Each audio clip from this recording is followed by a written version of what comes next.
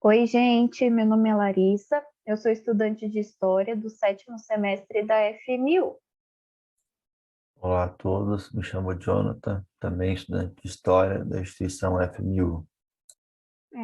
Bom, gente, esse é o podcast 20 Minutos de História do Brasil, e esse podcast é uma série de 20 podcasts que se faz parte de um projeto que se chama Humanas e Manos, que foi feito, né, pela faculdade que a gente estuda, a FMU, para substituir o nosso estágio supervisionado presencial, que deveria ter sido feito em sala de aula, porém, devido à pandemia do novo coronavírus, a gente ficou impossibilitado disso. Então, essa foi uma alternativa que a faculdade encontrou para que a gente conseguisse fazer o nosso estágio e também levar um pouco de conteúdo para vocês, né? Os nossos podcasts eles são destinados a alunos do terceiro ano do ensino médio, porém, se você ainda não está, né, nessa série, ou se você já terminou os seus estudos, você também é muito bem-vindo aqui com a gente, né? Esse é o 18º podcast, está acabando. E a gente também convida para que você escute os podcasts anteriores para entender um pouquinho, né, e se contextualizar mais, pegar algumas referências do que a gente vai falar nesse e nos próximos. Então, fica aqui o nosso convite, né, para que você escute os podcasts anteriores e a gente está falando, né, de um recorte aqui do Brasil republicano, contemporâneo, né? A gente pegou desde o início do governo do JK, as tentativas de golpe que ele sofreu, passamos pela situação econômica do país, os antecedentes do golpe de 1964, e tratamos, né, da questão de tortura, violação de direitos humanos, os movimentos da classe operária, né? Estamos falando atualmente sobre o processo de redemocratização do Brasil, né? Todos os movimentos, né, de resistência, enfim, e que pressionaram o governo para que esse processo de redemocratização acontecesse. No podcast anterior, a gente falou um pouco sobre a lei de anistia, né, que infelizmente anistiou os torturadores do Brasil, assim como anistiou os presos políticos. Falamos também um pouquinho sobre a crise do milagre econômico, né, que resultou aí em uma decadência praticamente, né, acho que a gente pode utilizar essa palavra aqui, da economia brasileira e quem acabou pagando essa conta foi a população mais pobre, né, em especial os trabalhadores, o que gerou muita revolta e que também acabou estourando vários movimentos populares nesse momento, né? A gente tratou de alguns deles como o movimento custo de vida. Nos podcasts que a gente fala um pouco sobre o movimento, né, de resistência da classe operária nesse momento, o movimento custo de vida é um movimento de 1978, esse movimento ele reuniu mais de 20 mil pessoas, né, em um ato público na Praça da Sé, pessoas que pediam por comida, pessoas que estavam passando fome devido à situação decadente, né, que estava o país naquele momento. Então, é um movimento muito importante, né? Acho que vale a gente ressaltar aqui que o movimento custo de vida foi um movimento encabeçado, organizado por donas de casa. Dificilmente a gente escuta falar desse movimento, porque a gente vê muito apagamento da mulher nas lutas de resistência, né? E na história no geral, mas aqui é um espaço que a gente quer justamente trazer um pouco dessas pessoas que estão muitas vezes no esquecimento da memória popular, né? Mas que foram pessoas extremamente importantes para pressionar ainda mais o governo dos militares. Bom, e falando em movimentos populares, né? Um dos movimentos que ficou muito famoso foi o movimento das diretas já, né? Ai, Larissa, mas o que é isso?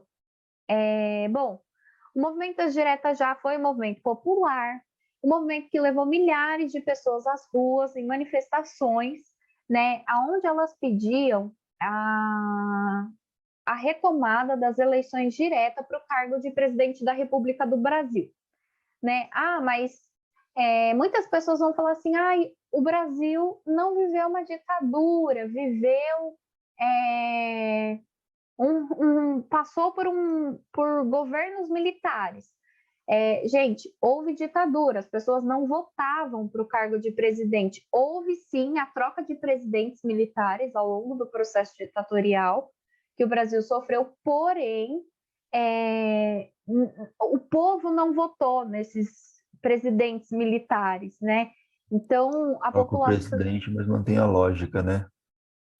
Dele. Exatamente. Você troca o presidente, mas a população não participa. Não tem o jogo democrático que a gente vê hoje. A cada 4 anos a gente vota para o presidente que a gente quer no poder. E foi um movimento assim que foi muito importante, principalmente para pressionar, né, o governo naquele momento. A população realmente falou: olha, a gente não aguenta mais, a gente quer votar sim para presidente, e foi realmente um movimento muito grande, né? É um movimento que inicia em março de 1983, né? E ele vai até abril, mais ou menos, até meados de abril de 1984. Né? Então a gente vê aí que está realmente ali no finalzinho da ditadura, né? Todo aquele governo estruturado de militares, enfim, ele já estava se desfazendo, ele já consegue ali se isentar, né, de toda a culpa, de todos os crimes políticos com a lei da anistia, ali em 1978. Em 1983, você tem a população na rua, em massa, né, em grandes cidades, né, nos grandes centros do Brasil. A Praça da Sé, por exemplo, vai ser palco de muitas manifestações das diretas já, ali pressionando e o povo falando: olha, a gente quer votar, né? E assim, foi um movimento onde teve grande apoio, né? E algumas lideranças assim de nomes que a gente vai ouvir muito mais para frente, né? Por exemplo, o Tancredo Neves foi um dos organizadores, uma das lideranças que esteve à frente desse movimento. O Leonel Brizola, além desses políticos, como o Fernando Henrique Cardoso, que foi presidente do Brasil, né? Posteriormente. E também tinha, além de políticos assim que estavam ali dentro, o próprio Lula, né, o ex-presidente Lula também foi ali uma das lideranças e personalidades que encabeçaram esse movimento. E além, né, dessas figuras políticas desse momento, você tinha também personalidades no geral. Então você teve o Sócrates, né, o jogador do Corinthians, o Jonathan, que é corintiano aí, ele provavelmente tem muito orgulho do Sim. Sócrates, né? É um Foi período de muito orgulho mesmo.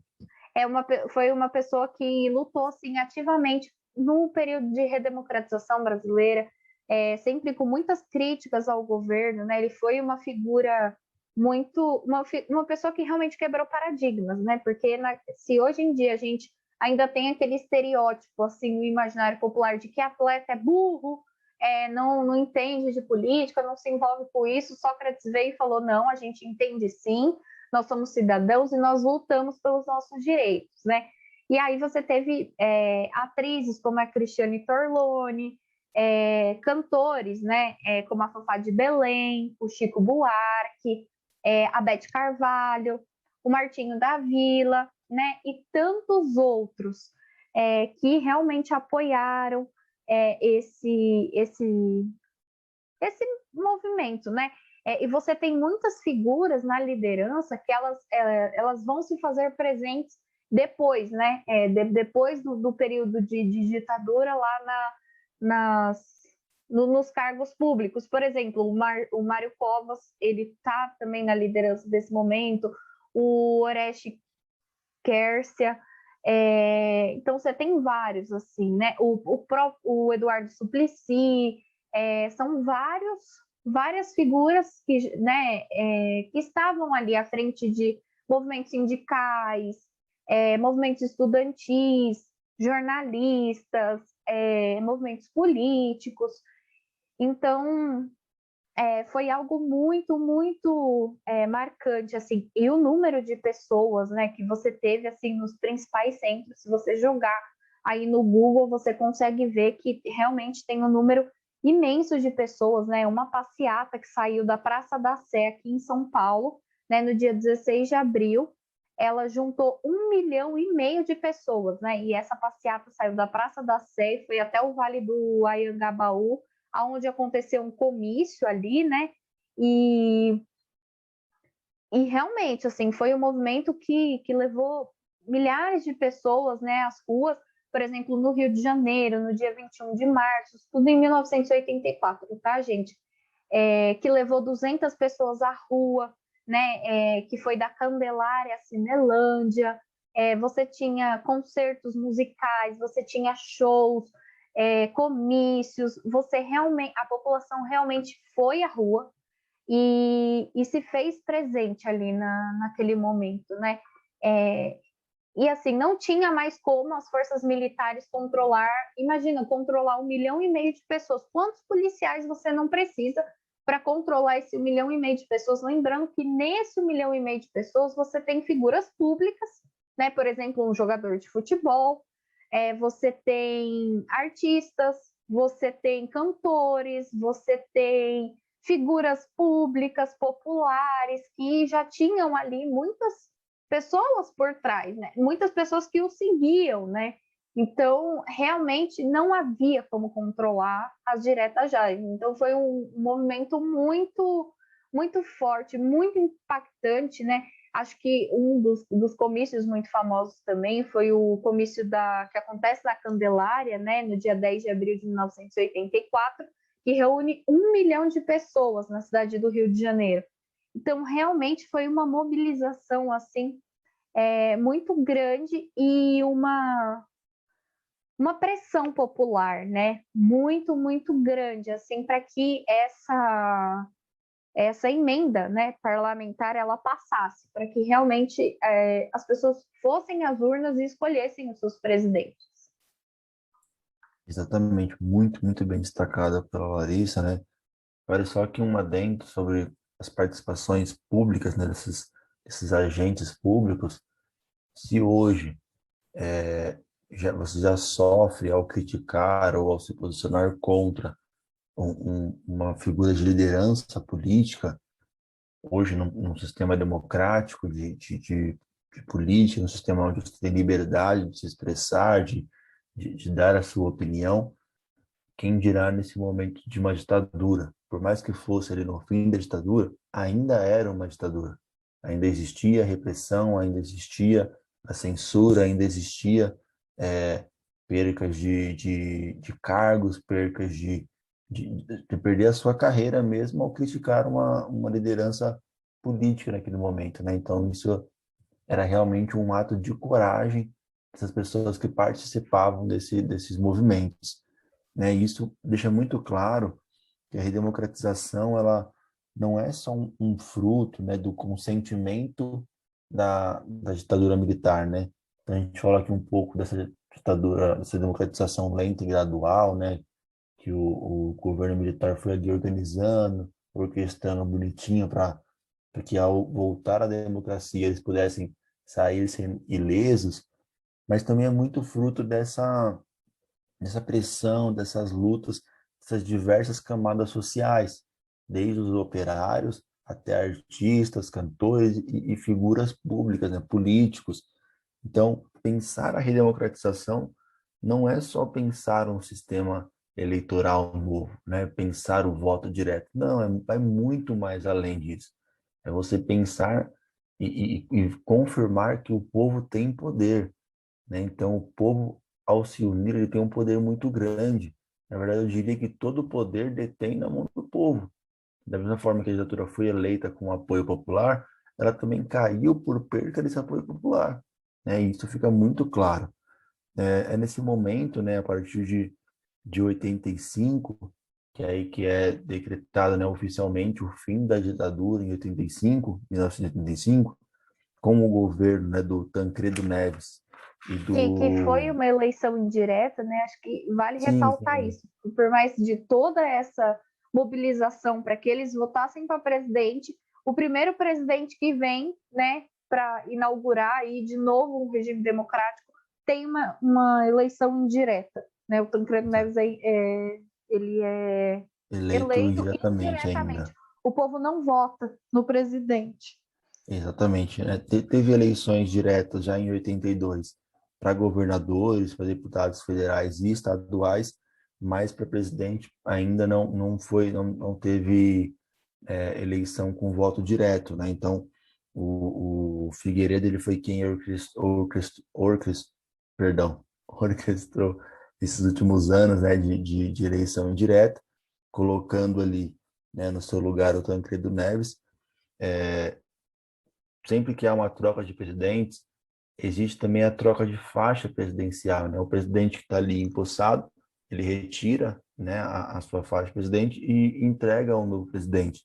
Isso não ocorreu nesse momento, né? O general Figueiredo ele não faz essa troca, que deveria ser para o Tancredo Neves, né? Mas ele vem a falecer antes de assumir a posse, e aí quem assume é o José Sarney, né, o seu vice, né? Então o Figueiredo ele não faz essa passada de faixa presidencial por Sarney. Aí a gente vê muito claro, né? Mesmo que eles estão devolvendo o Brasil ao povo, eles não devolvem por querer, realmente por uma pressão, né? Isso é um ato que demonstra a não concordância deles com esse momento, né? Então, de fato, eles não queriam devolver o Brasil a uma democracia. Então, aí somente, como a Alessa bem pontuou, né?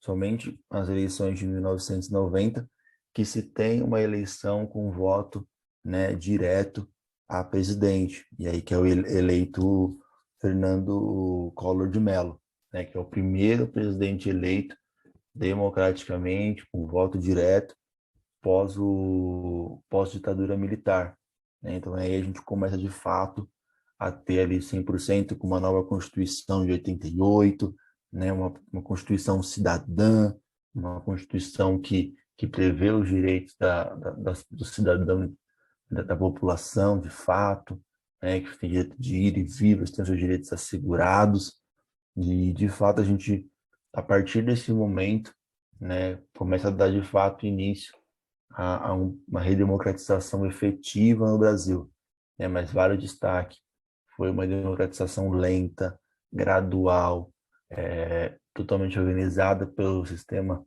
de governo militar da época, mas também com muita resistência, também com muita luta, também com muitas reivindicações, com muitas manifestações, com diferentes classes da camada social brasileira envolvidas. No momento de manifestação, o político ele é igual ao operário, o jogador ele é igual ao dono de casa, não há diferença, estão todos juntos ali, unidos, em prol da nação, de fato, em prol dos direitos do povo, no modo geral, né? Então, nesse momento, todos unidos se tornam apenas um. Não existe mais o outro e eu.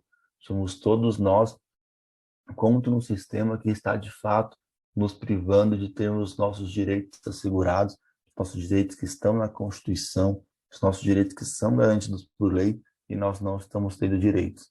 Então, eles, de fato, colocaram, né, colocaram assim ali em risco suas carreiras, sua figura, a imagem pública em risco, A em vida, prol né? exatamente, a vida também, né?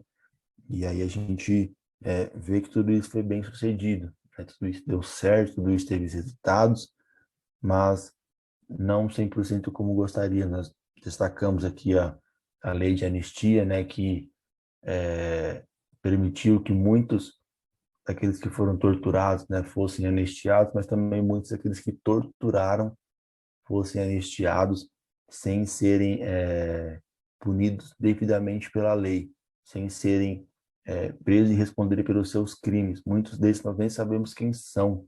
Muitos desses nós não sabemos o rosto, os nomes, onde vivem, porque de fato eles se esconderam, de fato eles tiveram todo esse apoio, né, do governo da época para não serem responsabilizados por nada. E aqueles que sofreram algum tipo de julgamento ainda tiraram o seu do meio do caminho e responsabilizaram o outro, dizendo que ações que os seus subordinados tinham, ele não tinha como controlar, né? Então, ou seja, eu na minha empresa, o meu funcionário desvia milhões de reais e eu não sei o que está acontecendo, eu não tenho controle nenhum disso. Era mais ou menos isso, né, que eles alegavam, né? Então, é algo bem, bem complexo de se aceitar e, de fato, crer nisso, né? Como muitas pessoas ainda acreditam. Então, é um período também de muitas acusações de corrupção vêm a público, de superfaturamento, né? Então, com essa luz que vem a redemocratização, muitas coisas vêm a claro também, né, do período ditatorial. Então, nós podemos concluir, né, aqui que foi um processo que deu certo, foi uma luta que deu certo, mas também ainda há muito do que se trabalhar, principalmente nas sequelas deixadas pelo período ditatorial no Brasil. Sim.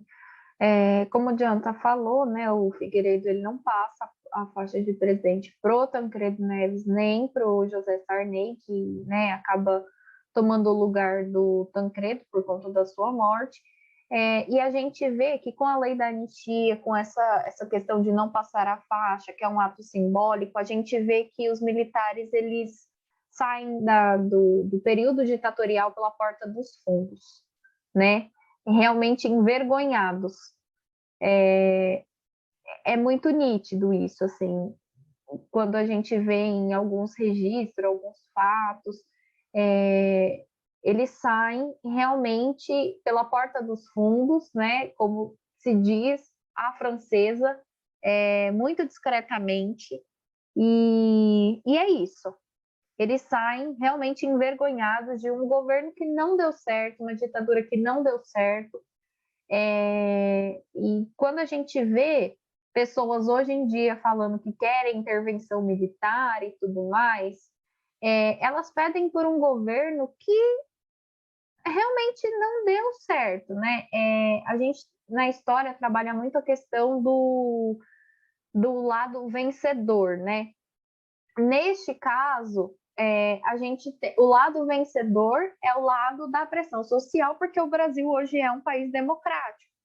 Porém, a gente ainda assim vê que o lado perdedor pouco se é trabalhado, porque não realmente foi uma saída assim envergonhada, né, para não levantar muitas, para não realmente puxar o holoforte para si, né? E a gente vê muito isso. O Jonathan fala do Memorial da Resistência aqui de São Paulo, que lá a gente lembra realmente daquelas pessoas que foram vítimas, né? Presos e perseguidos políticos naquele lugar, a gente vê muito isso, mas a gente realmente não vê quem fez, né? A dificuldade que se tem de identificar e de pesquisar e de realmente encontrar aqueles que foram os verdadeiros algozes da ditadura, né? A gente também tem um problema devido à parte da documentação, que boa parte dela pegou fogo, né? Enfim, oficialmente foi um incêndio, mas pelas vias não oficiais, né? Uma queima de arquivo.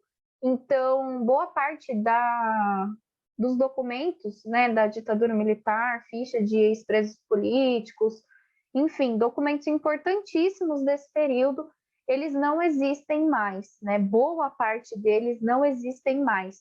Então, além de tudo, você ainda tem aí uma tentativa de apagamento dessa memória, né? De realmente varrer para baixo do tapete isso e falar, olha, deixa só quem viveu contar, né? Não precisa do documento em si. Mas que bom que não esquecemos, né? E tomara que nunca esqueçamos disso, porque quando, né, tem uma frase assim na história que fala mais ou menos que a gente tem que sempre lembrar para que não aconteça de novo. A luta por um país democrático como o Brasil, que tem uma estrutura autoritária, que tem sequelas desse período ditatorial até hoje, que a gente vê muito nitidamente, assim, e no nosso dia a dia, basta a gente parar um pouquinho para observar as coisas com um pouco mais de atenção. A nossa luta pela redemocratização, ela é diária, ela não acabou lá em 1964, nem em 1968, quando foi feita, né, a nova Assembleia Constituinte, que o Brasil ganhou uma nova Constituição, que é a nossa Constituição vigente hoje, que é pautada na Declaração dos Direitos Humanos, e ainda assim você tem atitudes, né, do próprio Estado que violam de todas as formas possíveis os direitos humanos dos cidadãos brasileiros. Exatamente. Nós estamos chegando no fim dos nossos podcasts. Ai, que Faltam tristeza. apenas faltam apenas mais dois, mas que continuo, nós sempre fazemos o convite, né, para nos acompanhar até o fim, que não se arrependerão. Também te convido a acompanhar os anteriores a isso, para ter uma compreensão maior do que nós debatemos aqui, discutindo até o momento. Se cuidem, usem máscara e, se possível, fiquem em casa. Tchau, pessoal, se cuidem. Um abraço a todos.